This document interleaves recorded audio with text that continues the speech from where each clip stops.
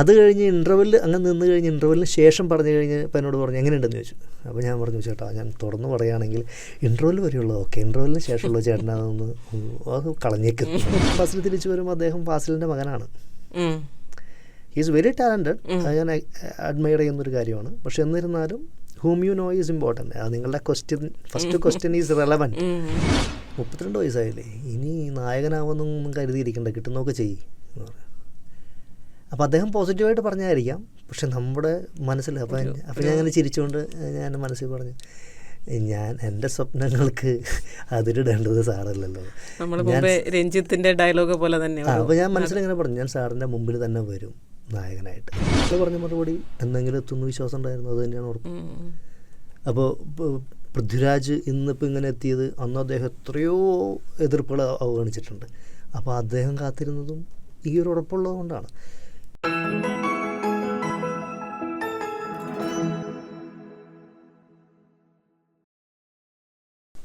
നമസ്കാരം, ഞാൻ സിന്ധു പുന്നൂസ്. നമ്മുടെ മലയാളം FM-ന്റെ അറിഞ്ഞതും അറിയാത്തതും എന്ന അഭിമുഖ പരമ്പരയുടെ പുതിയൊരു അധ്യായത്തിലേക്ക് എല്ലാവർക്കും സ്വാഗതം. ഇന്ന് നമ്മുടെ അതിഥി സിനിമാ നടൻ അനിൽ ആൻറ്റോ ആണ്. സ്വാഗതം അനിൽ നമ്മുടെ ഷോയിലേക്ക്. Thank you.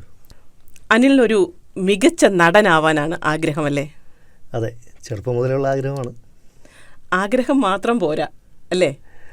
അതെനിക്കറിയാം. A for acting, C for concentration, T for timing.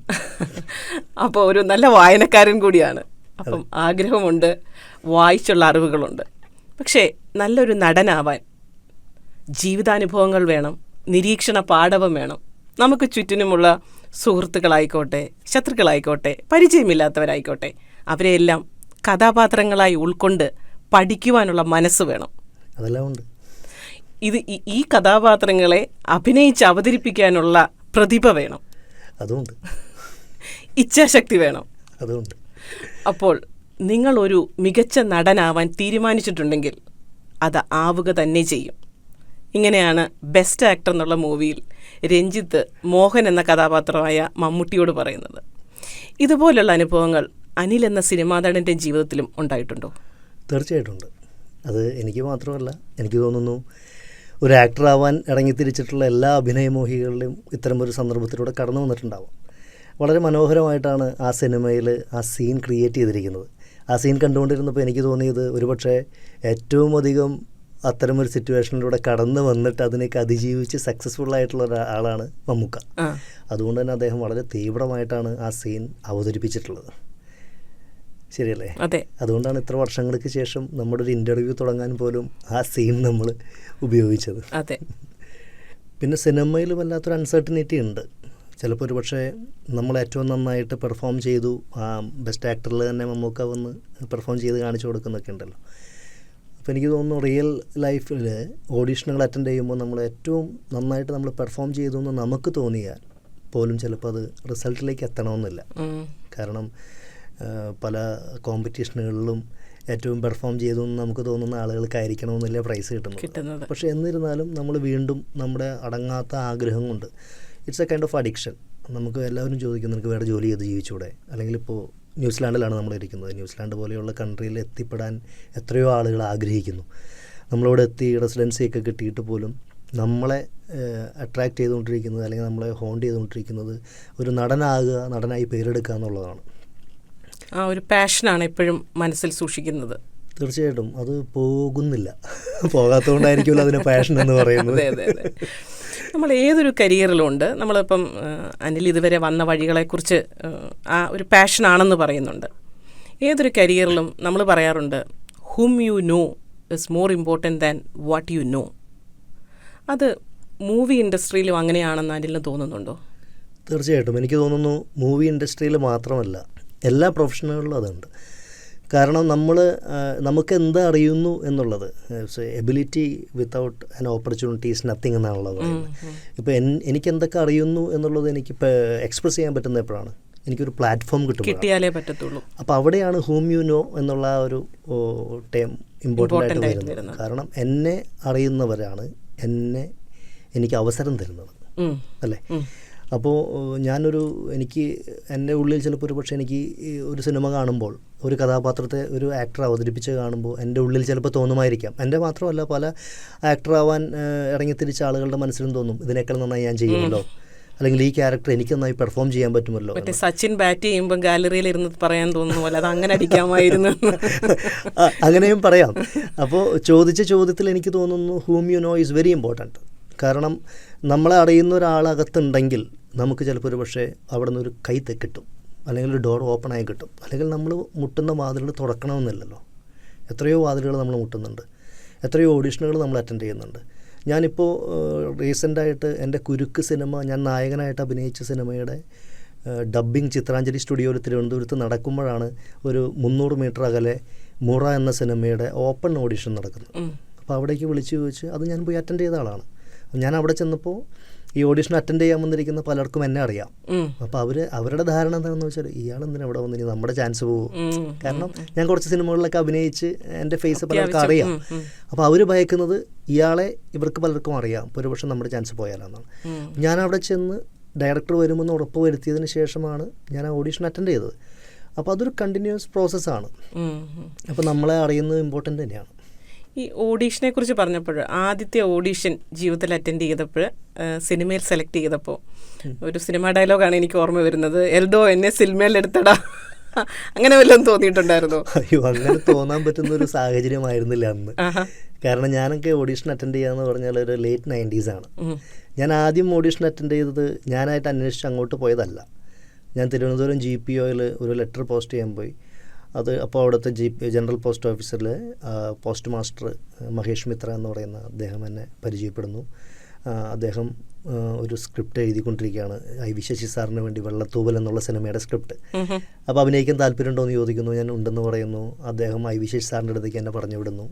ഞാൻ ഐ.വി. ശശി സാറിനെ പോയി കാണുന്നു. അദ്ദേഹം എന്നെ സെലക്ട് ചെയ്യുന്നു, നായകനായിട്ട് എന്നെ ഫിക്സ് ചെയ്യുന്നു. അന്നത്തെ കാലത്ത് ഓഡീഷൻ ഇല്ലേ, നേരെ അങ്ങ് സെലക്ട് ചെയ്തോ? ഓഡീഷൻ വളരെ പക്ഷേ ഓഡീഷൻ നടത്തിയത് ഐ.വി. ശശി സാർ കാണുന്നു, ഈ സ്ക്രിപ്റ്റ് റൈറ്റർ തന്നെ ഒരു സീൻ എനിക്ക് തന്ന് എന്നെ കൊണ്ട് ചെയ്യിപ്പിക്കുന്നു. ഞാൻ ഉദ്ദേശിച്ചത് ഒരു ഓപ്പൺ ഓഡീഷൻ ആയിരുന്നില്ല എന്നുള്ളതാണ്. പക്ഷേ അത് കഴിഞ്ഞൊരു സ്ക്രിപ്റ്റ് റിഹേഴ്സലൊക്കെ തൃശ്ശൂർ പേൾ റീജൻസി ഹോട്ടലിൽ ഒരാഴ്ചയൊക്കെ നടക്കുന്നു. ഞാൻ ഈ അനൗൺസ്മെൻറ്റ് അപ്പോഴാണ് നടന്നത്. നമ്മുടെ സുഹൃത്തുക്കളോടൊക്കെ പറയുന്നു, ആ സിനിമ നടന്നില്ല പല കാരണങ്ങൾ കൊണ്ട്. പിന്നെ ആദ്യമായിട്ട് വിനോദയാത്ര എന്നുള്ള സിനിമയിൽ ഒരു ജൂനിയർ ആർട്ടിസ്റ്റായിട്ട് അഭിനയിച്ചു. അതും നാട്ടിൽ മുഴുവൻ അനൗൺസ് ചെയ്തു. ഒരു പാട്ടിലൊരു സീനിൽ മാത്രമേ ഞാൻ ഉണ്ടായിരുന്നുള്ളൂ. അങ്ങനെ കുറേ അനുഭവങ്ങളിലൂടെ കടന്നു വന്നിട്ടുണ്ട്. ഇപ്പോൾ പക്ഷേ മലബാർ ടീൽസ്, അതുപോലെ തന്നെ രുതിരം, ഇതെല്ലാം തിയേറ്ററിൽ വളരെ സക്സസ്ഫുൾ ആയിട്ട് തന്നെ പോകുന്നു അല്ലേ? എന്താണ് കിട്ടുന്ന റെസ്പോൺസ്? റീസെൻറ്റ് റിലീസുകളായിരുന്നു രണ്ടും. മലബാർ ടൈൽസ് ഒരു ആന്തോളജി ഫിലിമാണ്. അത് 5 കൊച്ചു സിനിമകൾ ചേർന്ന നമ്മുടെ കേരള കഫേയൊക്കെ പോലെ ഉള്ള ഒരു സിനിമയായിരുന്നു. അതിൽ എന്നെ അട്രാക്ട് ചെയ്തത് അതിലെനിക്കൊരു ഡബിൾ റോളായിരുന്നു. അപ്പോൾ കരിയറിൽ ആദ്യമായിട്ടൊരു ഡബിൾ റോൾ കിട്ടിയതാണ്. 42 വയസ്സുള്ള ആളും 84 വയസ്സായ ആ ആളുടെ ഫാദറായിട്ട് തന്നെ അല്ലേ? എങ്ങനെയായിരുന്നു അതിൻ്റെ ഒരു പ്രിപ്പറേഷനും ഒക്കെ? പ്രിപ്പറേഷൻ എന്ന് പറഞ്ഞാൽ എൻ്റെ അടുത്ത് ഞാൻ ഒരു മൃദുഭാവ്യ ദൃഢകൃതി എന്ന് പേരുള്ള ഷാജുൻ കാരിയാൽ സാർ സംവിധാനം ചെയ്തൊരു സിനിമയിൽ അഭിനയിച്ചിരുന്നു. ആ സിനിമയിൽ അസിസ്റ്റൻറ്റ് ഡയറക്ടറായിരുന്നു ഈ മലബാർ ടൈൽസിൻ്റെ അസോസിയേറ്റ് ഡയറക്ടർ. അപ്പോൾ ഡയറക്ടറുടെ മകൾ തന്നെയാണ്. ആ കുട്ടി പൂനെ ഫിലിം ഇൻസ്റ്റിറ്റ്യൂട്ടിൽ പഠിച്ചതാണ്. അപ്പോൾ ആ കുട്ടിയാണ് എന്നെ സജസ്റ്റ് ചെയ്തത് ഇങ്ങനെ ഒരു ഡബിൾ റോൾ എന്ന് പറഞ്ഞപ്പോൾ. ഡയറക്ടർ എന്നെ ആദ്യം വിളിച്ചിട്ട് ഡബിൾ റോൾ പറഞ്ഞില്ലായിരുന്നു. എൻ്റെ അടുത്ത് ഒരു ക്യാരക്ടർ കേശവൻ എന്ന് പറഞ്ഞൊരു 42 വയസ്സുള്ള ഒരു ക്യാരക്ടറിനെ കുറിച്ചാണ് പറഞ്ഞത്. അത് കഴിഞ്ഞ് നെക്സ്റ്റ് 2 days കഴിഞ്ഞിട്ടാണ് എൻ്റെ അടുത്ത് പറഞ്ഞത് അച്ഛൻ ക്യാരക്ടറും ഉണ്ടായിരുന്നില്ലേ, അപ്പോൾ അത് നമ്മൾ ഫിക്സ് ചെയ്തിട്ടില്ല എന്ന് പറഞ്ഞു. അപ്പോൾ ഞാൻ എൻ്റെ മനസ്സിലോ ഇതെനിക്ക് കിട്ടണേ നമുക്കെല്ലാവർക്കും ആഗ്രഹം ഉണ്ടാവില്ല, അങ്ങനെ ഭയങ്കര ആഗ്രഹം.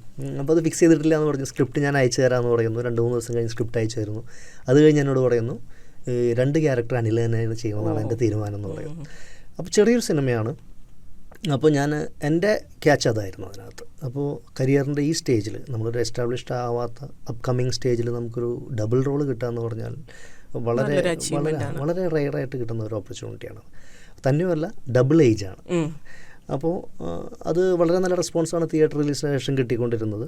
കാരണം അത് ചെറിയ സിനിമയായതുകൊണ്ടും അതിനകത്ത് എസ്റ്റാബ്ലിഷ്ഡ് പോപ്പുലർ ആക്ടേഴ്സ് ഒന്നും ഇല്ലാത്തതുകൊണ്ടും ഓഡിയൻസിൻ്റെ ചോയ്സിലേക്ക് ആ സിനിമ അധികം വന്നിട്ടില്ലായിരുന്നു. പക്ഷെ എന്നിരുന്നാലും 2 weeks തിയേറ്ററുകളിലുണ്ടായിരുന്നു. വലിയ സിനിമകളോടൊപ്പമായിരുന്നു.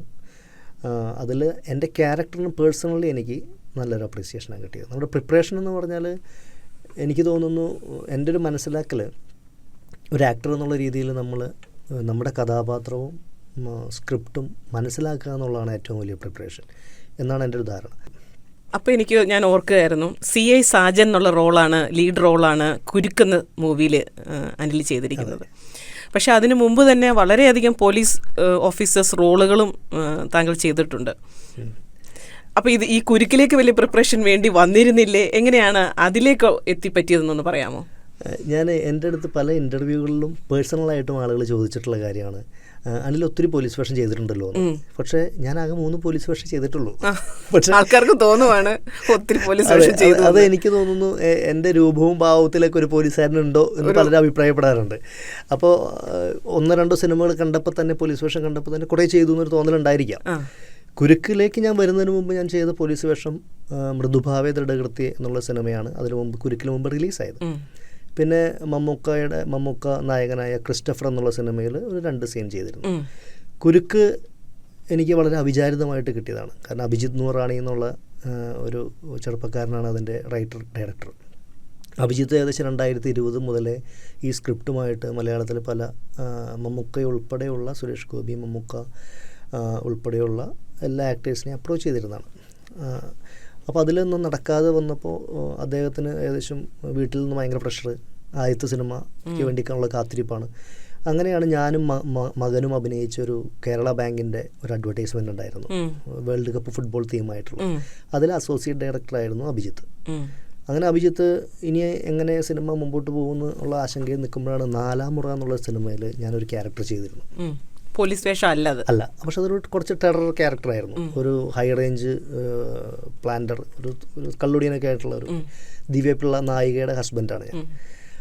അപ്പോൾ അതാകെ 3 സീനേ ഉള്ളൂ. അതെനിക്ക് ഒത്തിരി അപ്രീസിയേഷൻ കിട്ടിയ ക്യാരക്ടർ. അത് തിയേറ്ററിൽ കണ്ടിട്ട് അതിൻ്റെ സ്ക്രീനിൻ്റെ ഒരു ഫോട്ടോ എടുത്തിട്ട് അഭിജിത്ത് എനിക്ക് അയച്ചു തരാണ്, I'm watching your movie എന്ന് പറഞ്ഞ്. നെക്സ്റ്റ് ഡേ ആണ് അഭിജിത്ത് എന്നെ വിളിച്ചിട്ട്, ചേട്ടാ ഞാനിങ്ങനെ ഒരു സിനിമ ചെയ്യാൻ പോകുന്നുണ്ട്, അതിനകത്തൊരു ക്യാരക്ടർ ഉണ്ടെന്ന് പറയുന്നത്. അപ്പോഴും എന്നോട് പറഞ്ഞു, ഞാനൊരു ഡീറ്റെയിൽഡ് സിനോപ്സിസ് അയച്ചു തരാം, 14 പേജുണ്ട്, വായിക്കാൻ പറ്റുമെന്ന് ചോദിച്ചു. ഞാൻ പറഞ്ഞു അയക്കൂ.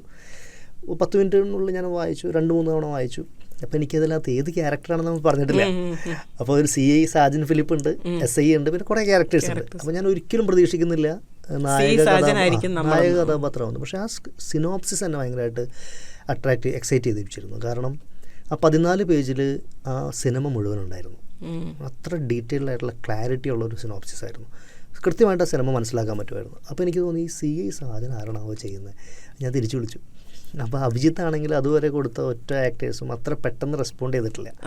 നമുക്കിങ്ങനെ എന്തെങ്കിലും കിട്ടാൻ വേണ്ടി ഇരിക്കുന്നതുകൊണ്ടായിരിക്കാം, അവർക്കൊക്കെ വേറെ സിനിമകളുണ്ടല്ലോ, അതുകൊണ്ടായിരിക്കാം. അങ്ങനെ ഞാൻ അഭിജിത്തിനോട് ചോദിച്ചു, അഭിജിത്ത് അതിനകത്ത് ഏത് ക്യാരക്ടറാണെന്ന് ചോദിച്ചു. അപ്പോൾ ചെറിയൊരു ക്യാരക്ടറാണല്ലോ ചേട്ടാ, ചെയ്യാൻ പറ്റുമെന്ന് ചോദിച്ചു. ഞാൻ പറഞ്ഞു ചെറുതാ പോലത്തെ ക്യാരക്ടറാണെന്ന് പറയും. CI സാജൻ ഫിലിപ്പാന്ന് പറയുന്നു. അപ്പോൾ ഞാൻ ഒന്ന് ഷോക്കായി, CI സാജൻ ഫിലിപ്പ്. അപ്പോൾ ഞാൻ പറഞ്ഞു സ്ക്രിപ്റ്റ് എനിക്ക് വായിക്കണമല്ലോ, എപ്പോഴും സ്ക്രിപ്റ്റ് വായിക്കാൻ പറ്റും, അടുത്ത ആഴ്ച വരാൻ എറണാകുളത്തേക്ക് എന്ന് പറയുന്നു. അവർ തിരുവനന്തപുരത്താണ്. അപ്പോൾ ഞാൻ കരുതി ഒരാഴ്ച വെയിറ്റ് ചെയ്താൽ ചിലപ്പോൾ വേറെ ആരെങ്കിലും അവർ കാസ്റ്റ് ചെയ്താലോ. ഞാൻ പറഞ്ഞു നിങ്ങളെല്ലാവരും എറണാകുളത്തേക്ക് വരണ്ട, ഞാൻ തിരുവനന്തപുരത്തേക്ക് വരാം. ഞാൻ ഒരാൾ വന്നാൽ മതിയല്ലോ, നിങ്ങൾ പ്രൊഡ്യൂസറും നിങ്ങളെല്ലാവരും കൂടെ 3-4 പേര് വരണ്ടേ, ചിലവും കുറയ്ക്കാം എന്ന് പറഞ്ഞ് അന്ന് രാത്രി തന്നെ കയറി പിറ്റേ ദിവസം രാവിലെ അവിടെ എത്തി. അതും ഈ പറഞ്ഞതുപോലെ ഞങ്ങൾ ഒരുമിച്ചിരുന്ന് സ്ക്രിപ്റ്റ് വായിച്ചു. കുറച്ച് കോംപ്ലിക്കേറ്റഡ് ആയിട്ടുള്ളൊരു സ്ക്രിപ്റ്റാണത്. കാരണം ഒരു സീരീസ് ഓഫ് മർഡേഴ്സ്. അപ്പോൾ അതിന് ഇൻവെസ്റ്റിഗേഷൻ്റെ പല സ്റ്റേജിലും ഡെഡ് എൻഡിൽ നിൽക്കുമ്പോൾ ഇദ്ദേഹത്തിൻ്റെ കുറച്ച് അസംഷൻസും ഇൻഡ്യൂഷൻസും വെച്ചാണ് ആ പുതിയ തുമ്പുകൾ ഉണ്ടാക്കി അങ്ങനെ അന്വേഷിച്ച് പോകുന്ന സംഭവമാണ്. അപ്പോൾ സാധാരണഗതിയിൽ ഒരു എക്സ്പീരിയൻസ്ഡ് ആയിട്ടുള്ള സീനിയർ ഒരു ആക്ടറെ ഡിമാൻഡ് ചെയ്യുന്ന ഒരു ക്യാരക്ടറായിരുന്നു CI സാജൻ ഫിലിപ്പ്.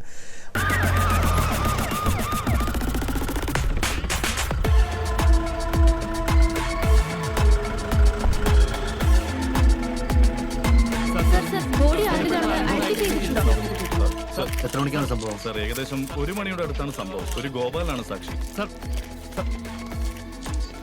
അവർ വന്ന് വണ്ടി ഐഡന്റിഫൈ ചെയ്തോ? സാർ ഒരു വൈറ്റ് കളർ ഒന്നിയായിരുന്നു. കൂടുതൽ ഡീറ്റെയിൽസ് ഒന്നും കിട്ടിയിട്ടില്ല. ആളെ കണ്ട തിരിച്ചറിയാമെന്നാണ് അയാൾ പറയുന്നത്. ബോഡി ഐഡന്റിഫൈ ചെയ്തോ? ആ sir.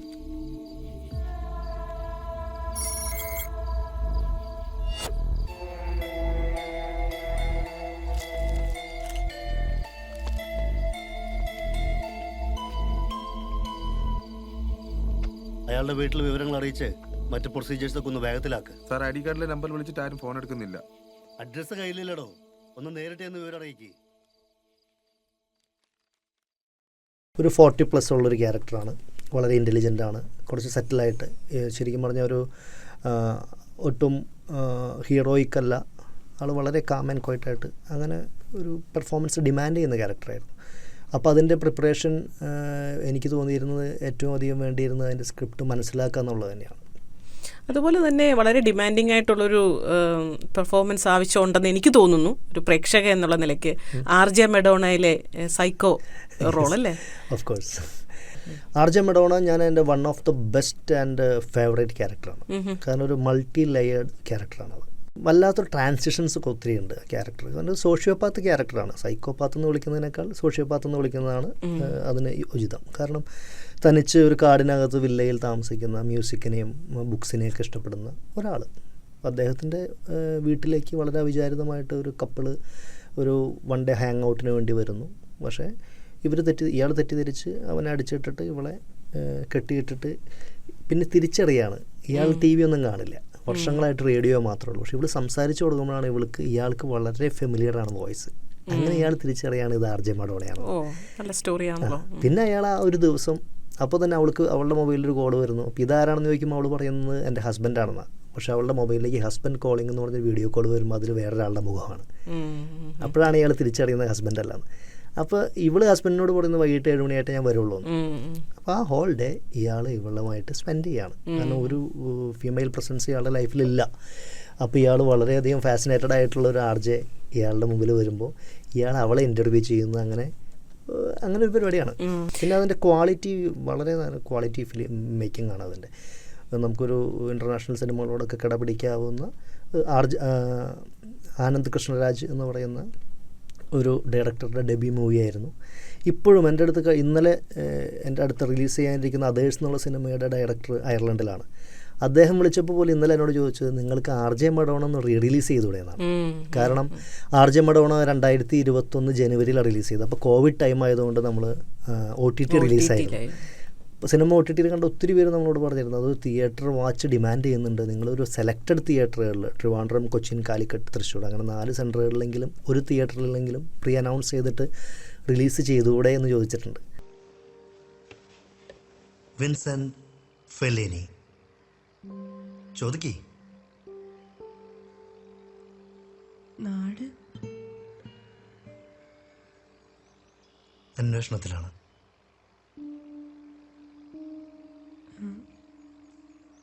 Family, books, music, paintings, ഇതൊക്കെ തന്നെ. അല്ല, ഐ മീൻ. മനസ്സിലായി. Next question.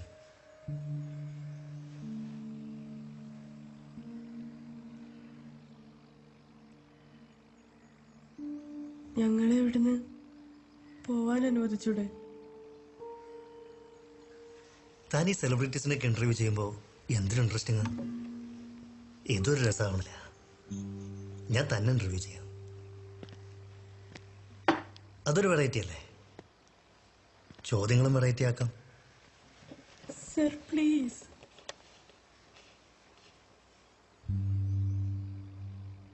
പ്രകാശുള്ളപ്പോൾ എന്തിനു Vivek? That's none of your business. Easy ഒരെണ്ണം തരാം. ഫ്രണ്ട് വിൻസെന്റിനെ കുറിച്ച് 2 വാക്കുകൾ.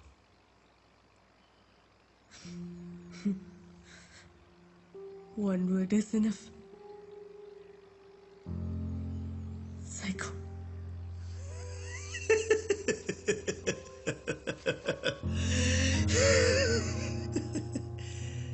ഇനി നമുക്ക് ഇൻ്റർവ്യൂ പരിപാടി നിർത്താം. ഒരു സൈക്കോ നോർമലായിട്ടുള്ള ഒരാളെ ഇൻ്റർവ്യൂ ചെയ്യേണ്ടിയിരുന്നില്ല. സോ നമുക്കെൻ്റെ ഫേവറേറ്റ് മ്യൂസിക്കിലേക്ക് പോകാം. ഇനിയിപ്പോൾ എനിക്ക് വേണ്ടി കാത്തിരിക്കുന്ന ഒരു സിനിമ, ഒരു റൈറ്റർ ഡയറക്ടർ, അദ്ദേഹത്തിന് പല പ്രൊഡക്ഷൻ ഹൗസുകളിൽ അദ്ദേഹം സബ്ജക്റ്റ് പ്രസൻറ്റ് ചെയ്ത് കഴിഞ്ഞപ്പോൾ അവർ സീനിയർ എസ്റ്റാബ്ലിഷ്ഡ് ആയിട്ടുള്ള താരങ്ങളെ വെച്ച് ചെയ്യുകയാണെങ്കിൽ ഇപ്പോൾ ഓൺ ചെയ്യാമെന്ന് പറഞ്ഞിട്ടും അദ്ദേഹം പറഞ്ഞത് എനിക്ക് അനിലിനെ വെച്ച് ചെയ്താൽ മതിയെന്ന്.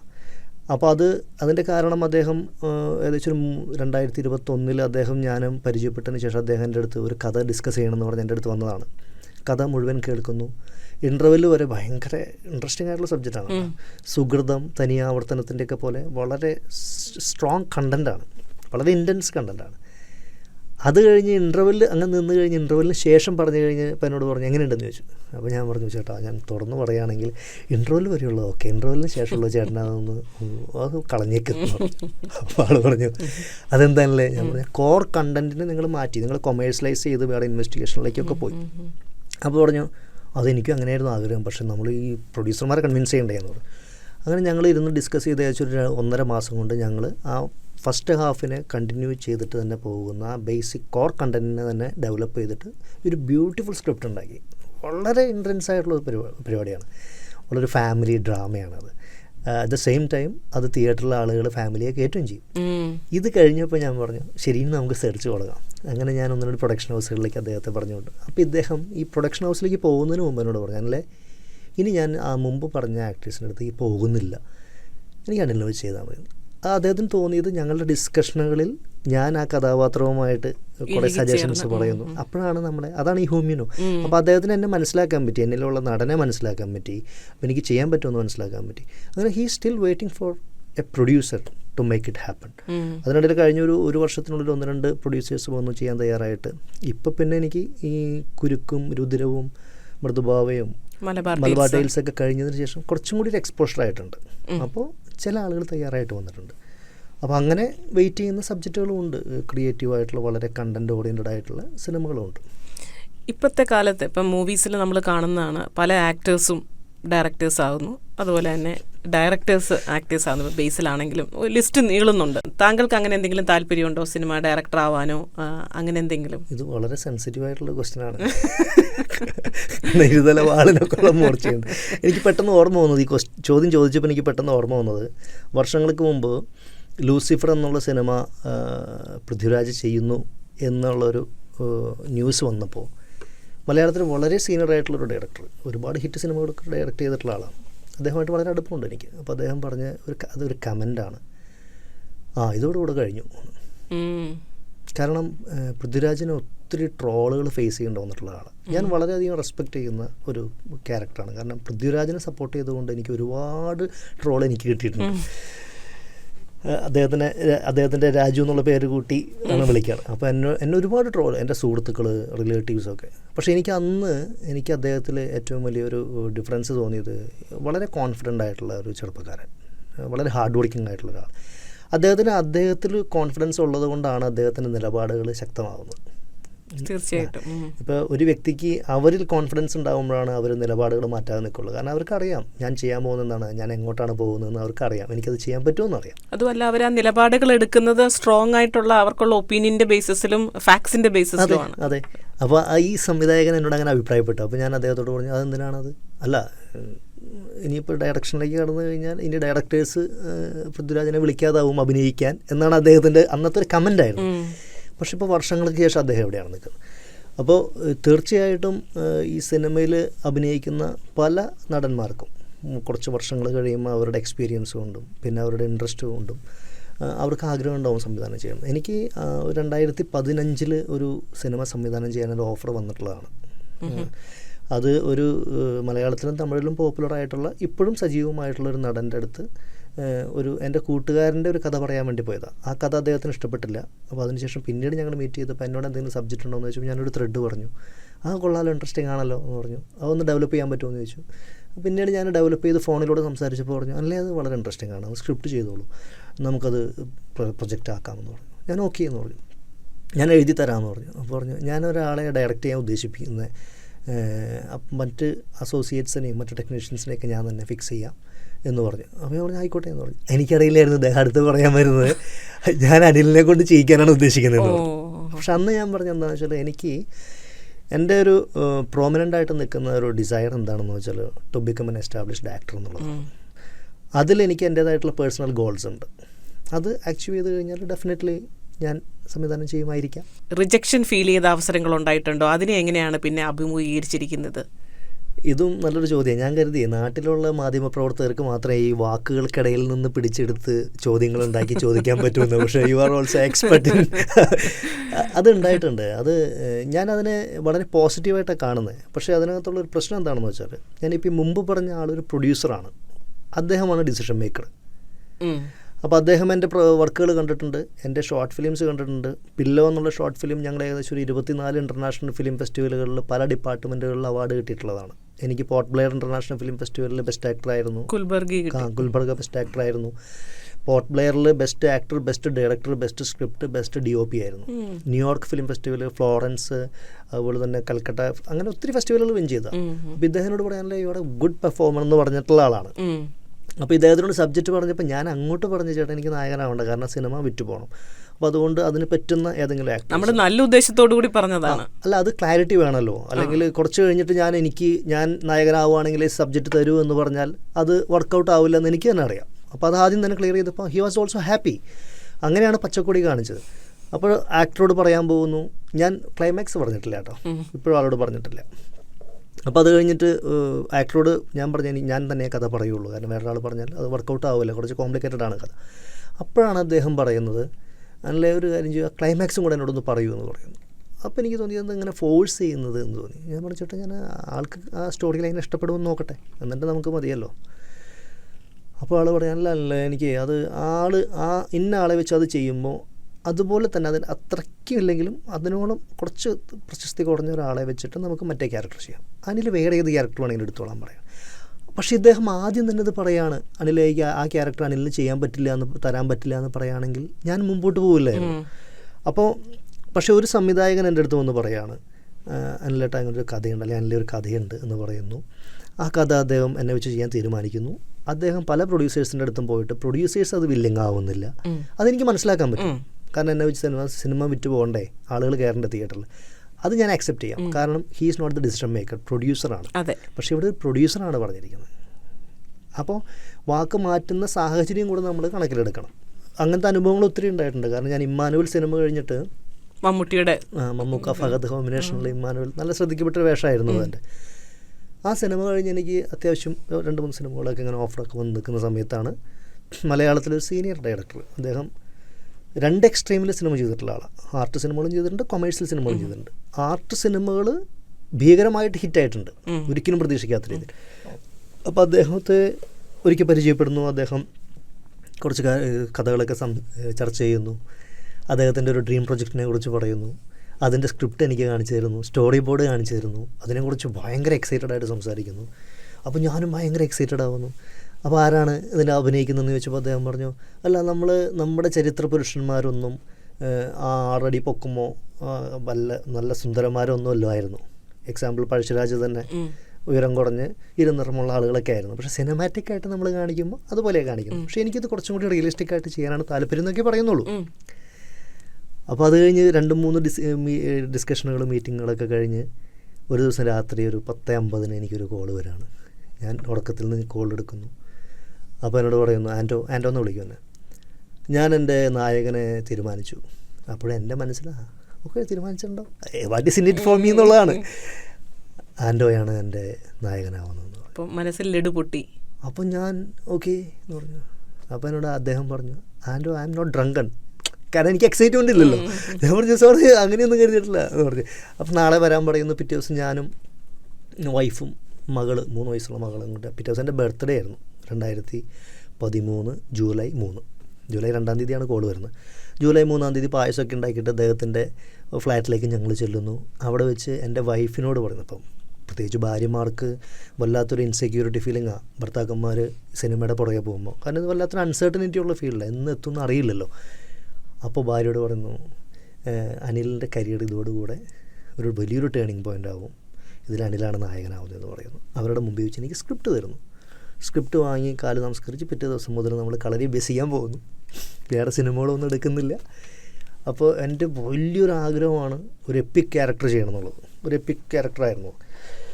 പക്ഷെ ഒരു 7 മാസം കഴിഞ്ഞപ്പോൾ, ഇപ്പോൾ 7 മാസം ഈ കളരി ട്രെയിനിങ്ങും ഇതിനോടുള്ള പ്രിപ്പറേഷനായിരുന്നു, ഡിസ്കഷൻസ് ഉണ്ടായിരുന്നു. പക്ഷെ ഒരു 4-5 മാസം കഴിഞ്ഞപ്പോൾ ഈ വിളികളുടെ ഫ്രീക്വൻസി കുറയുന്നു, മെസ്സേജുകളുടെ ഫ്രീക്വൻസി കുറയുന്നു. അത് കഴിഞ്ഞ് ഈ സിനിമ അനൗൺസ് ചെയ്യപ്പെടുന്നു. അനൗൺസ് ചെയ്യുമ്പോഴാണ് ഞാനിത് അറിയുന്നത്. അപ്പോൾ നമുക്ക് മനസ്സിലാവുന്ന കാര്യം, അവിടെ ഞാൻ അദ്ദേഹത്തെ കുറ്റപ്പെടുത്താൻ ആഗ്രഹിക്കുന്നില്ല. കാരണം അദ്ദേഹം ഡയറക്ടറാണ്, പ്രൊഡ്യൂസറല്ല. അപ്പോൾ പ്രൊഡ്യൂസറുടെ തീരുമാനമാണ് അവർക്കും കൂടെ ഉറപ്പുള്ള ഒരു നടനെ വെച്ച് സിനിമ ചെയ്യാന്നുള്ളത്. പക്ഷേ അത് നമ്മൾ അറിയിക്കാമായിരുന്നു. പിന്നീട് അത് ഏത് നടനെ വെച്ചാൽ ചെയ്തത് അത് ഞാൻ പറയുന്നില്ല. പക്ഷേ അദ്ദേഹം ഞാനുമായിട്ട് ഇപ്പോഴും നല്ല കമ്മ്യൂണിക്കേഷനുണ്ട്. അദ്ദേഹത്തിൻ്റെ സിനിമയിൽ പിന്നീട് ഞാൻ അഭിനയിച്ചിട്ടുണ്ട്. പക്ഷേ സിനിമ അങ്ങനെയാണെന്ന് നമ്മൾ മനസ്സിലാക്കിയേ പറ്റൂ. കാരണം സിനിമയിൽ എൻ്റെ വാല്യൂ കൂട്ടേണ്ടത് എൻ്റെ ആവശ്യമാണ്. അൺലെസ് ആൻഡ് അണ്ടിൽ ഞാൻ സക്സസ്ഫുൾ ആവുന്നത് വരെ ഒരാളും എന്നെ ട്രസ്റ്റ് ചെയ്യില്ല. ഞാൻ എത്ര വലിയ കഴിവുള്ള ആളാണെന്ന് പറഞ്ഞിട്ടൊന്നും കാര്യമില്ല, അല്ലെങ്കിൽ എൻ്റെ ഉള്ളിൽ കോൺഫിഡൻസ് ഉണ്ടായിട്ട് കാര്യമില്ല. I have to prove it. അപ്പോൾ എൻ്റെ വാല്യൂ കൂട്ടുന്നത് എൻ്റെ മാത്രം റെസ്പോൺസിബിലിറ്റിയാണ്. എനിക്ക് വാല്യൂ ഉണ്ടെങ്കിൽ definitely people will come to me. അപ്പോൾ നിരാശപ്പെട്ടിരിക്കാതെ മുന്നോട്ട് പിന്നെയും ട്രൈ ചെയ്ത് ഇവിടെ വരെ എത്തിയെന്നാണോ അനിൽ പറയുന്നത്? ഞാൻ ഇവിടെ വരെ എത്തി എന്ന് പറഞ്ഞാൽ ഞാൻ എവിടെയെങ്കിലും ഒരു സിഗ്നിഫിക്കൻ്റ് അച്ചീവ്മെൻറ്റോ അല്ലെങ്കിൽ ഒരു കൊമേഴ്സ്യൽ മാർക്കറ്റ് വാല്യൂ ഉള്ളൊരു ആക്ടറൊന്നും ഞാൻ ആയിട്ടില്ല. ഞാനിപ്പോൾ സ്റ്റിൽ സ്ട്രഗിളിങ് ടു എസ്റ്റാബ്ലിഷ്ഡ് എന്നുള്ളതാണ്. എസ്റ്റാബ്ലിഷ്ഡ് ആവാൻ വേണ്ടി ശ്രമിച്ചുകൊണ്ടിരിക്കുന്ന ഒരാളാണ്. പക്ഷേ ദൈവാനുഗ്രഹം കൊണ്ട് എനിക്ക് സംഭവിച്ചത് എന്താണെന്ന് വെച്ചാൽ, ഞാൻ 2013 ഇമ്മാനൂർ റിലീസായതിന് ശേഷം ഞാനൊരു നീണ്ട ഗ്യാപ്പ് എടുത്തു. അപ്പോൾ ഏകദേശം ഒരു 7 വർഷത്തോളം ഗ്യാപ്പായിരുന്നു. ന്യൂസിലാൻഡിലേക്ക് എത്തി. ഒരു പ്രതീക്ഷയുമില്ലാതെ ഇവിടെ വന്നപ്പോഴാണ് ഇവിടെ നിന്ന് വീണ്ടും അവസരങ്ങൾ വരുന്നത്. കാരണം ഞാൻ സിനിമയെല്ലാം മനസ്സിൽ ഇനി നടക്കില്ല എന്ന് കരുതിയിട്ട് തന്നെയാണ് ഇവിടെ എത്തിയത്. അപ്പോൾ തിരിച്ച് വന്നത് ആർ ജെ മഡോണ എന്നുള്ള സിനിമയിലൂടെയാണ്. അപ്പോൾ ആർ ജെ മഡോണയിലെ ആ ക്യാരക്ടറിന് 2022 തുർക്കിയിലെ ഇസ്താംബുൾ ഫിലിം അവാർഡ്സിൽ ബെസ്റ്റ് ആക്ടർ അവാർഡ് കിട്ടിയിരുന്നു. ആ വർഷം തന്നെയാണ് പില്ലോ എന്നുള്ള ഷോർട്ട് ഫിലിമിലെ ന്യൂട്ടൺ എന്നുള്ള ക്യാരക്ടറിന് പോർട്ട് ബ്ലെയറിലും കാൽബുർഗിയിലും ബെസ്റ്റ് ആക്ടർ അവാർഡ് കിട്ടുന്നത്. പിന്നീടാണ് പപ്പ റിലീസാവുന്നത്. അപ്പോൾ ഞാൻ തിരിച്ചു വന്നപ്പോൾ പലരും പറഞ്ഞു, ഫഹദ് ഫാസിൽ പോയിട്ട് ഒരു 7 വർഷം കഴിഞ്ഞപ്പോൾ തിരിച്ചു വന്നത്, നീയും 7 വർഷം കഴിഞ്ഞ് തിരിച്ചു വന്നു എന്ന് പറഞ്ഞു. പക്ഷേ അവിടെയും നമ്മൾ പറയുന്നത് ഫഹദ് ഫാസിൽ തിരിച്ചു വരുമ്പോൾ അദ്ദേഹം ഫാസിലിൻ്റെ മകനാണ്. He is very talented. അത് ഞാൻ അഡ്മയർ ചെയ്യുന്നൊരു കാര്യമാണ്. പക്ഷെ എന്നിരുന്നാലും whom you know is important. അത് നിങ്ങളുടെ ഫസ്റ്റ് ക്വസ്റ്റ്യൻ ഈസ് റെലവൻറ്റ്. 2010 വരെ ഒരുപാട് ശ്രമങ്ങൾ നടത്തിയിട്ട് 2010 ഒരു ഫിലിം ഇൻസ്റ്റിറ്റ്യൂട്ടിൽ ജോയിൻ ചെയ്തു. ആ ഫിലിം ഇൻസ്റ്റിറ്റ്യൂട്ടിൽ ആ കോഴ്സ് ഡ്യൂറേഷനിൽ ഒരു 8 ഷോർട്ട് ഫിലിമുകളിലൊക്കെ അഭിനയിച്ചതിന് ശേഷം എനിക്ക് ഒരു ഓഫർ വന്നു. Divine Media Institute Saint Vincent de പോളിൻ്റെ ബയോപിക് ചെയ്യുന്നു. അപ്പോൾ സെൻറ്റ് വിൻസെൻ്റ് ഡി പോളിൽ തന്നെ കാസ്റ്റ് ചെയ്യുന്നു. മേക്കപ്പ് ടെസ്റ്റൊക്കെ കഴിഞ്ഞ് കോസ്റ്റ്യൂം ടെസ്റ്റും കഴിഞ്ഞ് ഷൂട്ട് തുടങ്ങാൻ നിൽക്കുന്നു. ആ സമയത്തൊരു തമിഴ് മൂവിയിൽ ഒരു സെക്കൻഡ് ഹീറോ ആയിട്ട് എനിക്കൊരു ഓഫർ വരുന്നു. അപ്പോൾ ഞാൻ എൻ്റെ വെൽവിഷറും എൻ്റെ മെൻറ്ററുമായിട്ടുള്ള ഒരു സീനിയർ ആളുടെ അടുത്ത് ഈ ആശങ്ക തീർക്കാൻ വേണ്ടി ചെയ്തു. തമിഴ് പ്രൊഡ്യൂസേഴ്സിനോട് പറഞ്ഞു, ഞങ്ങൾ അനിലിനെ ഇൻട്രൊഡ്യൂസ് ചെയ്യാൻ വേണ്ടി വിചാരിക്കുകയാണ്. അപ്പോൾ അനിൽ ഒരു ചാനലിൻ്റെ ഒരു ടെലി സീരിയലിൽ ഇങ്ങനെ ഒരു വേഷം അഭിനയിക്കരുത് എന്ന് പറഞ്ഞു. അപ്പോൾ എനിക്ക് ഭയങ്കര ആശങ്ക. ഇതെനിക്ക് ഭയങ്കര ഇഷ്ടമായി. കാരണം സെൻറ്റ് വിൻസെൻ്റ് ഡി പോളിൻ്റെ ഒരു ഏജ്ഡ് ഗെറ്റപ്പിൽ എടുത്ത ഫോട്ടോ ഇപ്പോഴും എൻ്റെ കയ്യിലുണ്ട് കേട്ടോ. നല്ല രസമാണ് കാണാൻ. അപ്പോൾ അത് നമുക്ക് ഭയങ്കര മോഹമാണ്, ഒരു ഏജ്ഡ് ആയിട്ടുള്ള ക്യാരക്ടർ ചെയ്യാമെന്ന് പറഞ്ഞു. അപ്പോൾ ഞാൻ സാറിൻ്റെ അടുത്ത് ചെന്നിട്ട്, സാറേ ഇങ്ങനെ ഞാൻ കൺഫ്യൂഷനിലാണ്. ഈ തമിഴിൻ്റെ ആളുകൾ പറയുന്നത് ഇത് ഉപേക്ഷിക്കാനാണ് പറയണത് എന്ന് പറഞ്ഞു. കടിച്ചതുമില്ല പിടിച്ചതുമില്ല എന്നുള്ള അവസ്ഥ ആകുമോ എന്നുള്ളൊരു ആശങ്ക ഉണ്ടായിരുന്നു. ഇദ്ദേഹത്തോട് എനിക്ക് ഭയങ്കര ഇഷ്ടമാണ്, ഇദ്ദേഹത്തിന് എന്നെ ഭയങ്കര ഇഷ്ടമാണ്. സാർ എന്നോട് പറഞ്ഞ്, അനിലിന് എത്ര വയസ്സായി എന്ന് ചോദിച്ചു. എനിക്ക് 32 വയസ്സുണ്ട്. 32 വയസ്സായില്ലേ, ഇനി നായകനാവുന്നൊന്നും കരുതിയിരിക്കണ്ട, കിട്ടുന്നതൊക്കെ ചെയ്യ് എന്ന് പറഞ്ഞു.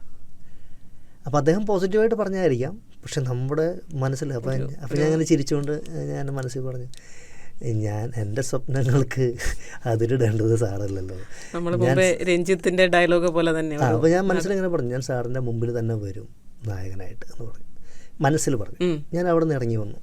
അതിനുശേഷം 2010 ഈ സംഭവം.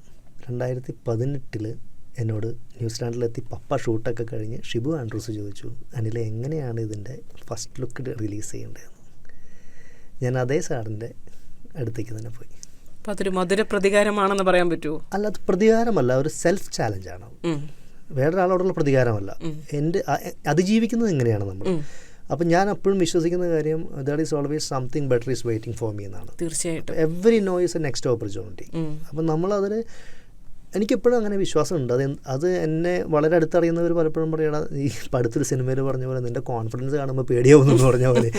അപ്പോൾ അവർ പറയുന്നത് ഓവർ കോൺഫിഡൻസ് ആണെന്ന്. പക്ഷേ ആ ഒരു ഓവർ കോൺഫിഡൻസ് ആണ് നമ്മളെ കാത്തിരിക്കാൻ പ്രേരിപ്പിക്കുന്നത്.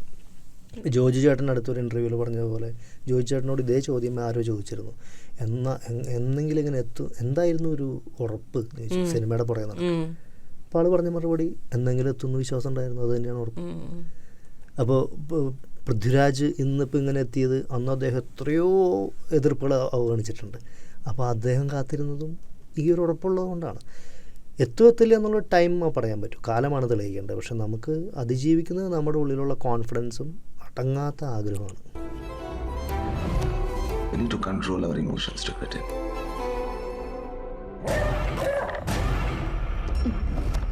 ഇവിടെ അഡ്മിറ്റ് ചെയ്യുമ്പോൾ എന്തൊരു വയലന്റ് ആയ ആളായിരുന്നു, ഇപ്പൊ completely normal. By God's grace. അപ്പോൾ രുധിരം രാജ്ബി ഷെട്ടിയും അപർണ ബാലമുരളിയും ലീഡ് ചെയ്തൊരു സിനിമയാണ്. നമുക്ക് വലിയ ക്യാൻവാസിലുള്ള സിനിമയായിരുന്നു. അപ്പോൾ രുധിരം എനിക്ക് കിട്ടിയത് തന്നെ നമ്മുടെ ഈ ഒരു മാനിഫെസ്റ്റേഷൻ കാരണമാണ്. കാരണം 2022 ഓഗസ്റ്റ് 27 പാതിരാത്രി 12:50 എനിക്ക് വന്നൊരു മെസ്സേജ് ഉണ്ട്. എൻ്റെ അതേഴ്സ് എന്നുള്ള സിനിമയുടെ ഡയറക്ടർ എനിക്ക് രാജ്ബി ഷെട്ടി അഭിനയിച്ച ഗരുഡഗമന വൃക്ഷഭവാഹന എന്നുള്ള സിനിമയിലെ ഒരു സോങ് ഉണ്ട്, ഒരു ലിറിക്കൽ വീഡിയോ. അതിൽ രാജ്ബി ഷെട്ടി ഇങ്ങനെ ഭയങ്കര വൈൽഡായിട്ട് ഡാൻസ് ചെയ്യുന്ന ഒരു സാധനം. അതെനിക്ക് അയച്ചു തന്നിട്ട് പറഞ്ഞു, I want to see you like a character in my movie എന്നും പറഞ്ഞിട്ട് രാത്രി 12:50 കേട്ടോ. അപ്പോഴാണ് ഞാൻ ഈ രാജ്ബി ഷെട്ടിയെ ആദ്യമായിട്ട് അറിയുന്നത്. അപ്പോൾ ഇതാരപ്പത് കരുതിയിട്ട് ഇങ്ങനെ സോങ്ങൊക്കെ കൊണ്ട് കൊള്ളാല പരിപാടി. അത് 2023 നവംബർ 5 ഏകദേശം ഒരു വർഷം കഴിഞ്ഞപ്പോൾ ഇതേ ഡയറക്ടർ എന്നോട് പറയുന്നു, അല്ല നീ അറിഞ്ഞോ രാജ്ബി ഷെട്ടി മലയാളത്തിൽ അഭിനയിക്കാൻ പോകുന്നു. മമ്മൂട്ടിയുടെ കൂടെ അല്ലേ? അല്ല, മലയാളത്തിൽ മമ്മൂട്ടിയുടെ കൂടെ ടർബോ അഭിനയിക്കുന്നതിന് മുമ്പ് ഇത് ഷൂട്ട് കഴിഞ്ഞിരുന്നു. ആദ്യം അഭിനയിച്ച സിനിമ ഇതാ. അപ്പോൾ എന്നോട് പറഞ്ഞു രാജ്ബി ഷെട്ടി മലയാളത്തിൽ അഭിനയിക്കാൻ പോകുന്നു, എങ്ങനെയെങ്കിലും നീ അന്വേഷിച്ച് കണ്ടുപിടിച്ച് അതിലൊരു സീനെങ്കിലും ചെയ്യും, നിനക്ക് ശ്രദ്ധിക്കപ്പെടുമെന്ന് പറയാണ്. അപ്പോൾ തുടങ്ങിയ അന്വേഷണമാണ്. ഡയറക്ടറുടെ നമ്പർ തപ്പിപ്പിടിച്ചു, അദ്ദേഹത്തെ വിളിച്ചു. അപ്പോൾ അദ്ദേഹം ഓഡീഷന് വരാൻ പറഞ്ഞു. അങ്ങനെ നമ്മൾ കാത്തിരുന്ന് കിട്ടിയതാണ്. ഒരു സീനാണെങ്കിലും ശ്രദ്ധിക്കപ്പെടുന്ന ആ സുഹൃത്ത് പറഞ്ഞത് യാഥാർത്ഥ്യമാണ്. അപ്പോൾ അത് വളരെ നോട്ടീസബിളായിരുന്നു ആ ക്യാരക്ടർ. അപ്പോൾ അതുകൂടെ കഴിഞ്ഞിട്ടാണ് എനിക്ക് ഇങ്ങോട്ട് വരാൻ പറ്റിയത്. ഇപ്പോൾ ഇവിടെ വരുമ്പോൾ ഇപ്പോൾ ഓൾറെഡി ന്യൂസിലാൻഡിൽ ചെയ്യാൻ വേണ്ടി നിൽക്കുന്ന 2 പ്രൊജക്റ്റുകളുടെ ഡിസ്കഷൻ നടക്കുന്നുണ്ട്. ബൈ ദ എൻഡ് ഓഫ് 2025 നമ്മളിവിടെ ഷൂട്ട് ചെയ്യേണ്ട ഒരു സിനിമയാണ്. അതിൽ സ്ക്രിപ്റ്റ് ഞാനാണ് ചെയ്യുന്നത്, അതിൻ്റെ ഒരു സിനിമയുടെ സ്ക്രിപ്റ്റ് ഞാനാണ് ചെയ്യുന്നത്. പിന്നെ കുൽപ്പ എന്നൊരു ഷോർട്ട് ഫിലിം ഞാൻ ന്യൂസിലാൻഡിൽ ചെയ്തിരുന്നു, ഒരു ഇംഗ്ലീഷ് ഷോർട്ട് മൂവി. അത് കണ്ടു കാണും ഒരു പക്ഷേ, പ്രീസ്റ്റിൻ്റെ വേഷത്തിലല്ലേ? പ്രീസ്റ്റിൻ്റെ വേഷത്തിൽ. അപ്പോൾ അതിനെ എന്നെ സെലക്ട് ചെയ്തിട്ട് ഷൂട്ടിങ്ങിൻ്റെ തലേ ദിവസമാണ് ഞാൻ അറിയുന്നത് സിംഗ് സൗണ്ടാണ് ചെയ്യാൻ പോകുന്നത്. അത് 2019 അന്ന് മലയാളത്തിലൊന്നും സിംഗ് സൗണ്ട് അത്ര നമുക്ക് ഫെമിലിയർ അല്ല. അപ്പോൾ ഇംഗ്ലീഷിൽ സിംഗ് സൗണ്ട് ചെയ്യാൻ പോകുന്നു. അപ്പോൾ ഞാൻ ഡയറക്ടറോട് പറഞ്ഞു, സിബി മാത്യു എന്നുള്ളൊരു റൈറ്റർ ഡയറക്ടറായിരുന്നു, വാവുനോവ് പ്രൊഡക്ഷൻസ് ചെയ്ത്. അപ്പോൾ ഞാൻ അതിൻ്റെ മാനേജർ ഗാർഗിയോടും സിബിയോടും പറഞ്ഞിരുന്നത്, ചോദിച്ചു ഒരു ആശങ്ക, എൻ്റെ പെയറായിട്ട് അഭിനയിക്കുന്നത് 2 പേരേ ഉള്ള ഷോർട്ട് ഫിലിമിൽ, ഒരു അച്ഛനും അച്ഛൻ്റെ അടുത്ത് കുമ്പസാരിക്കാൻ വരുന്ന ഒരു ഇംഗ്ലീഷ് ലേഡി. ഇപ്പോൾ ഇംഗ്ലീഷ് ലേഡി ആണെങ്കിൽ സ്ട്രീറ്റ് ഗെയിംസിൽ 2017 റിലീസ് ചെയ്ത ഹോളിവുഡ് മൂവിയിൽ അഭിനയിച്ച ഒരു കുട്ടിയാണ്, നേറ്റീവാണ്. ഞാൻ പറഞ്ഞു അവരുടെ കൂടെ സിംഗ് സൗണ്ടിൽ ഞാൻ അഭിനയിക്കണ്ടായിരുന്നു. അപ്പോൾ അവർ പറഞ്ഞല്ല, അത് ഒരു ഏഷ്യൻ പ്രീസ്റ്റാണ്, അപ്പോൾ അനിലിൻ്റെ ആ ഒരു സ്ലാങ് തന്നെയാണ് വേണ്ടതെന്ന് പറഞ്ഞു. I can understand your pain, but only God can comfort you. God. Where was God then?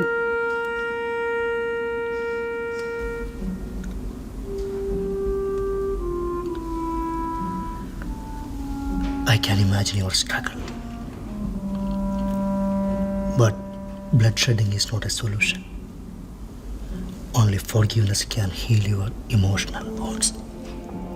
You think I didn't try? The ripple effect never stops. Hey, the culprit is still out there, mucking up innocent lives. I haven't seen you around. How come you chose to come to this parish?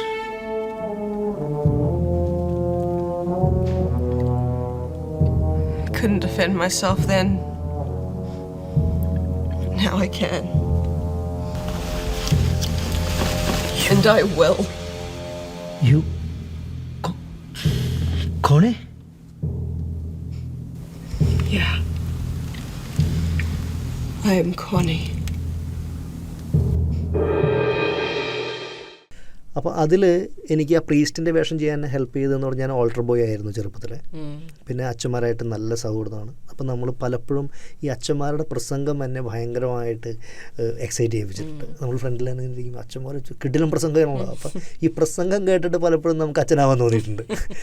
അതുപോലെ കുമ്പസാരക്കൂട്ടിൽ നമ്മൾ കാത്തിരിക്കും അച്ഛന്മാരുടെ ചേഷ്ടകൾ. Long ഈ ദുഃഖ വെള്ളിയാഴ്ച അല്ലെങ്കിൽ ക്രിസ്മസിൻ്റെ സമയത്തൊക്കെയാണ് കുമ്പസാരം എന്നുണ്ടെങ്കിൽ അച്ഛന്മാർ ഭയങ്കരമായിട്ട് ഡ്രെയിൻഡ് ആയിട്ടുണ്ടാവും. കാരണം ഈ 100-150 പേരെ കുമ്പസാരിപ്പിക്കല്ലേ. അപ്പോൾ അവരിങ്ങനെ കുമ്പസാരക്കൂട്ടിൽ എങ്ങനെ ഇരിക്കും, അവരുടെ ആ ഒരു ബോഡി ലാംഗ്വേജ്, ഇതൊക്കെ നമ്മൾ അന്ന് ചെറുപ്പത്തിലേ കണ്ടത്. അപ്പോൾ ഇവിടെ വരുമ്പോഴും നമ്മളിതുപോലെ തന്നെയാണ്. ഇവിടെ നമുക്കുള്ള ഭാഗ്യം എന്താണെന്ന് വെച്ചാൽ നമ്മളൊരു പക്ഷേ കഥകളിലൂടെയോ നോവലിലൂടെയോ അല്ലെങ്കിൽ മാധ്യമങ്ങളിലൂടെയോ മാത്രം കണ്ട് അറിയാൻ പറ്റുന്ന ലൈഫും ലൈഫ് സ്റ്റൈലും പല എത്തിനിസിറ്റിയിലുള്ള ആളുകളുടെ ബോഡി ലാംഗ്വേജസും അവരുടെ ജസ്റ്റേഴ്സും മാനറിസങ്ങളൊക്കെ നമുക്ക് വളരെ ക്ലോസ് ആയിട്ട് വാച്ച് ചെയ്യാൻ പറ്റുന്നൊരു അവസരമുണ്ട്. അത്തരം കഥാപാത്രങ്ങളെ നമുക്ക് അവതരിപ്പിക്കാൻ പറ്റുമോ എന്നറിയില്ല. അവതരിപ്പിക്കാൻ പറ്റിയില്ലെങ്കിൽ നമുക്ക് എഴുതാമല്ലോ അത്തരം കഥാപാത്രങ്ങളെ. നല്ല പോയിന്റാണ്. മലയാള സിനിമയ്ക്ക് എന്തുകൊണ്ട് അനിൽ ആൻഡോ എന്ന നടനെ ആവശ്യമുണ്ട്? മുമ്പ് ചെന്നൈയിൽ ഒരു കല്ലെടുത്തടഞ്ഞാൽ വീഴുന്നത് ഏതെങ്കിലും സിനിമ നടനാവാൻ ആഗ്രഹിച്ച് നടക്കുന്നവരുണ്ട്. ഇപ്പോൾ കൊച്ചിയിലതാണ് അവസ്ഥ. ഈ ചോദ്യം എന്നോട് പലരും ചോദിച്ചിട്ടുണ്ട്, എൻ്റെ ഭാര്യ ഉൾപ്പെടെ പലരും ചോദിച്ചിട്ട്, എന്തിനാണ് ഒരു നടനാകണമെന്ന് മാത്രം വാശി പിടിക്കുന്നത് എന്നുള്ളത്. അതിൻ്റെ സിമ്പിൾ ആൻസർ എന്ന് പറഞ്ഞാൽ ടു സാറ്റിസ്ഫൈ മൈ സോൾ എന്നുള്ളതാണ്. എൻ്റെ ആത്മാവിനെ സംതൃപ്തിപ്പെടുത്താൻ. കാരണം എനിക്ക് ഏറ്റവും കോൺഫിഡൻസോടുകൂടെ ചെയ്യാൻ പറ്റാവുന്ന എന്ന് ഞാൻ വിശ്വസിക്കുന്ന കാര്യം ഒരു ആക്ടർ ആവുന്നതാണ്. പിന്നെ ഒരു ആക്ടർ, ഞാൻ നടൻ രതീഷ് മരിച്ചതിന് ശേഷം അദ്ദേഹത്തിൻ്റെ മിസ്സിസുമായിട്ടുള്ള ഇൻ്റർവ്യൂവിൽ ആ മിസ്സിസ് പറഞ്ഞൊരു കാര്യമുണ്ട്. പലപ്പോഴും ചേട്ടൻ സിനിമയിൽ അഭിനയിക്കുമ്പോഴൊന്നും നമ്മളങ്ങനെ വലിയ കാര്യത്തിൽ താല്പര്യമായിട്ട് കണ്ടിരുന്നില്ല. പക്ഷെ അദ്ദേഹത്തിൻ്റെ മരണശേഷം അദ്ദേഹം അഭിനയിച്ച സിനിമകൾ കാണുമ്പോൾ അദ്ദേഹം ജീവനോടെ ഉണ്ട് എന്നുള്ളൊരു ഫീലുണ്ട്. കാരണം പല കഥാപാത്രങ്ങളായിട്ടൊരു നടൻ വേഷമിടുന്നുണ്ട്. ഈ ലോകമുള്ളിടത്തോളം കാലം അതുണ്ട് ലൈവായിട്ട്, അല്ലേ? വേറെ ഏത് കരിയറിൽ അല്ലെങ്കിൽ വേറെ എന്ത് ചെയ്താലും നമുക്ക് അങ്ങനൊരു സൗഭാഗ്യം കിട്ടും. നമ്മളെ ജീവനോടെ കാണാൻ നമ്മളെ ഇഷ്ടപ്പെടുന്നവർക്കും സ്നേഹിക്കുന്നവർക്കും കഴിയും. നമ്മുടെ ഒരു പ്രസൻസ് അങ്ങനെ നമുക്ക് ക്യാരി ഫോർവേഡ് ചെയ്യാൻ വേറെ ഏതൊരാൾക്ക് പറ്റും. അത് ഞാൻ ഇതുവരെ ചിന്തിക്കാത്തൊരു പോയിന്റ് ആയിരുന്നു കേട്ടോ. അപ്പോൾ അതാണ് ഒരു ഉത്തരം. ഇതിന് ഞാൻ പില്ലോ എന്നുള്ള ഷോർട്ട് ഫിലിമിലാണ് എനിക്ക് 1-2 ഇൻ്റർനാഷണൽ അവാർഡ്സ് കിട്ടിയത്. ഞാൻ ഏറ്റവും എൻ്റെ വൺ ഓഫ് ദ ബെസ്റ്റ് എന്ന് ഞാൻ കരുതുന്ന ഒരു ക്യാരക്ടറാണ്.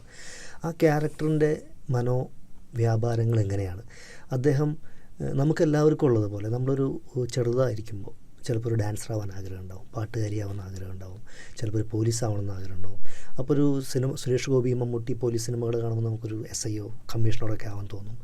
സച്ചിൻ ടെണ്ടുൽക്കർ നന്നായി ബാറ്റ് ചെയ്യും, സെഞ്ചുറി അടിക്കുന്നത് കാണുമ്പോൾ നമുക്കൊരു ക്രിക്കറ്റർ ആവണമെന്ന് ആഗ്രഹം ഉണ്ടാവും. അങ്ങനെ നമ്മൾ പല ആഗ്രഹങ്ങളിലൂടെയാണ് നമ്മുടെ ചെറുപ്പകാലം കടന്നു വരുന്നത്. അത് കഴിഞ്ഞ് നമ്മൾ ആസ് യൂഷ്വൽ ഒരു ഫോർമൽ രീതിയിൽ നമ്മൾ ഏതെങ്കിലും ഒരു കരിയറിലേക്ക് എത്തുന്നു. അതിന് ശേഷമായിരിക്കും പിന്നീട് നമ്മൾ അറിയുന്നത് ഇതല്ല ഞാൻ ആവേണ്ടിയിരുന്നത്, അല്ലേ? നമ്മളെ തിരിച്ചറിയുക എന്നുള്ളൊരു സംഭവമുണ്ട്. ഞാൻ എന്നെ തിരിച്ചറിഞ്ഞിരിക്കുന്നത് ഒരു ആക്ടറായിട്ടാണ്. അപ്പോൾ അതാണ് അതിനുത്തരം. പിന്നെ ഒരു അനിൽ ആൻഡോ എന്നുള്ള ഒരാളെ മലയാളം സിനിമയ്ക്ക് ആവശ്യമുണ്ടോ എന്ന് ചോദിച്ചാൽ അതിൻ്റെ ഉത്തരം ഞാൻ നേരത്തെ പറഞ്ഞിരുന്നു. ഇപ്പോഴും ഞാൻ ഒരു പോപ്പുലർ ആക്ടറല്ല, ഒരു കമേഴ്ഷ്യൽ വാല്യൂ ഉള്ളൊരു സ്റ്റാറല്ല. എന്നിട്ടും എനിക്ക് വേണ്ടി കാത്തു നിൽക്കുന്ന 6-7 സംവിധായകരുണ്ട് അവരുടെ സ്ക്രിപ്റ്റ് കംപ്ലീറ്റ് ചെയ്തിട്ട്. അപ്പോൾ അത് സംഭവിച്ചത് നമ്മൾ ആദ്യത്തെ ചോദ്യത്തിൻ്റെ പോയിന്റിലേക്കാണ്, ഹൂം യു നോ, അല്ലെങ്കിൽ ആരാണ് എന്നെ റെക്കഗ്നൈസ് ചെയ്തിരിക്കുന്നത്. അപ്പോൾ ഇത്ര മാത്രം എസ്റ്റാബ്ലിഷ്ഡ് ആയിട്ടുള്ള എന്നെ റെക്കഗ്നൈസ് ചെയ്തിട്ട് ഒരു 6-7 സ്ക്രിപ്റ്റ് കാത്തിരിക്കുന്നുണ്ടെങ്കിൽ എനിക്ക് ഉറപ്പാണ് നാളെ ഞാൻ എസ്റ്റാബ്ലിഷ്ഡ് ആയി കഴിഞ്ഞാൽ ആ വെയിറ്റിംഗ് ലിസ്റ്റ് കൂടുമെന്നുള്ളത്. തീർച്ചയായിട്ടും. അപ്പോൾ അവിടെയാണ് അനിൽ ആൻഡോ എന്നുള്ള ആക്ടറുടെ പ്രസക്തി ഇൻഡസ്ട്രിയും ഓഡിയൻസും തിരിച്ചറിയുന്നത്. അതിലേക്ക് എത്താനുള്ള കാത്തിരിപ്പും യാത്രയുമാണ്. എന്തൊക്കെയാണ് ഇനി മുന്നോട്ടുള്ള പ്രോജക്റ്റുകൾ? മുന്നോട്ട് വളരെ പ്രതീക്ഷയുള്ള ഒരു 5-6 പ്രൊജക്റ്റുകളുണ്ട്. അതിനകത്ത് ഒന്ന് പോലീസ് വേഷമാണ്. പിന്നെ ഒന്ന് നമ്മൾ ന്യൂസിലാൻഡിൽ ചെയ്യാൻ ഉദ്ദേശിക്കുന്ന ഒരു ഹണ്ടർ ക്യാരക്ടറുണ്ട്. ഹണ്ടിങ് സബ്ജക്റ്റാണ്. ഇൻട്രസ്റ്റിംഗ് ആണല്ലോ. അത് കാരണം നമ്മുടെ നാട്ടിൽ ഹണ്ടിങ് നമുക്ക് റെസ്ട്രിക്ഷൻസ് ഉണ്ടല്ലോ. ഇവിടെ ഹണ്ടിങ് പെർമിറ്റഡ് ആയതുകൊണ്ട് നമുക്ക് അങ്ങനെ ഒരു കഥാപാത്രം, ഇവിടെ കുറച്ചും കൂടി ഹണ്ടിങ് പരിപാടികളൊക്കെ ഉണ്ട്. അപ്പോൾ അത് എനിക്ക് തോന്നുന്നു കരിയറിലെ വൺ ഓഫ് ദ ബെസ്റ്റ് ക്യാരക്ടറും സിനിമയും ആകും. കാരണം അതൊരു മലയാള സിനിമ മാത്രമായിട്ടല്ല, ഒരു ഗ്ലോബൽ സിനിമ എന്നുള്ള രീതിയിൽ അത് പ്രേക്ഷകർക്ക് മുമ്പിലെത്താൻ ഉള്ള കണ്ടൻറ്റ് അതിനകത്തുണ്ട്. അതിൻ്റെ ഏറ്റവും വലിയ സന്തോഷം ഞാൻ അതിൻ്റെ സ്ക്രിപ്റ്റ് എഴുതുന്നു എന്നുള്ളത് കൂടിയാണ്. സ്ക്രിപ്റ്റും അതുപോലെ തന്നെ നായക കഥാപാത്രവും ഞാൻ അവതരിപ്പിക്കുന്നു. അത് മിക്കവാറും 2025 അവസാനത്തോടു കൂടെ തുടങ്ങും. പിന്നെ ഒരു ഇൻറ്റൻസ് ഫാമിലി ഡ്രാമയുണ്ട്. എനിക്ക് ഡ്രാമകൾ ഭയങ്കര ഇഷ്ടമാണ്. സുഹൃതം, തനിയാവർത്തനം, ആ ഒരു റേഞ്ചിലൊക്കെ നിൽക്കുന്ന ആ ഒരു പാറ്റേണിലുള്ള ഒരു ഫാമിലി ഡ്രാമയുണ്ട്. അത് നമുക്ക് വലിയ പ്രതീക്ഷയുള്ളൊരു സിനിമയാണ്. ബഡ്ജറ്റ് വൈസ് അത് ചെറിയൊരു ബഡ്ജറ്റാണ്, പക്ഷേ കണ്ടൻറ്റ് വൈസ് അത് ഭയങ്കര ഒരു ഇൻറ്റൻസ് ആയിട്ടുള്ളൊരു കണ്ടൻറ്റാണ്. വളരെ പ്രോമിസിംഗ് ആണ് മുന്നോട്ടുള്ള യാത്രയെന്നാണ് എനിക്കിപ്പം അനിൽ എന്ന നടനെ കേൾക്കുമ്പോൾ തോന്നുന്നത്. ഒരു നടനേക്കാൾ ഉപരി എനിക്ക് തോന്നുകയായിരുന്നു വളരെയധികം പെർസിവറൻസ് ഉള്ള ഒരു ക്യാരക്ടറായിട്ട് എനിക്ക് ഫീൽ ചെയ്തു. ഈ പെർസിവറൻസ് അനിലിനെ ഒത്തിരി ഉയരങ്ങളിൽ എത്തിക്കട്ടെ എന്ന് ഞാൻ ആശംസിക്കുന്നു. ഒത്തിരി സന്തോഷം. മലയാളം FM-ൻ്റെ പ്രേക്ഷകർക്ക് വേണ്ടി ഇത്രയധികം സമയം ചെലവഴിക്കുകയും ഒത്തിരി പോസിറ്റിവിറ്റി ഞങ്ങൾക്ക് ഷെയർ ചെയ്യുകയും ഇൻഡസ്ട്രിയിൽ എങ്ങനെയാണ് ഇതുവരെ വന്നതെന്നുള്ളത് ദീർഘമായി പറയുകയും ചെയ്തതിന് വളരെ സന്തോഷം. All the best. Thank you. എനിക്കും ഒരുപാട് സന്തോഷമുണ്ട്. കാരണം ന്യൂസിലാൻഡിലെ പ്രശസ്തരായ ഒത്തിരി പേരെയും നമ്മുടെ ശശി തരൂർ സാറിനെ ഉൾപ്പെടെ ഇൻ്റർവ്യൂ ചെയ്തിരിക്കുന്ന മലയാളം FM അല്ലേ? അതെ.